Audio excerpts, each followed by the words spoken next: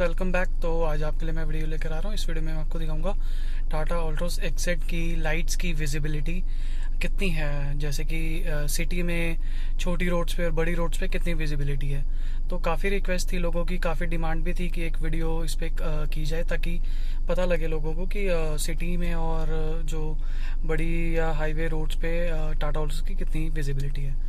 तो दोस्तों, वीडियो शुरू करने से पहले जिन्होंने चैनल सब्सक्राइब नहीं किया है वो चैनल सब्सक्राइब कीजिए ताकि अपकमिंग वीडियोस आप सबसे पहले देख सकें। तो दोस्तों चलिए वीडियो शुरू करते हैं। एंड आपको मैं सबसे पहले बताना चाहूँगा कि मेरे पास टाटा अल्ट्रोज एक्सेट मॉडल है जिसमें कि प्रोजेक्टर लैंप है।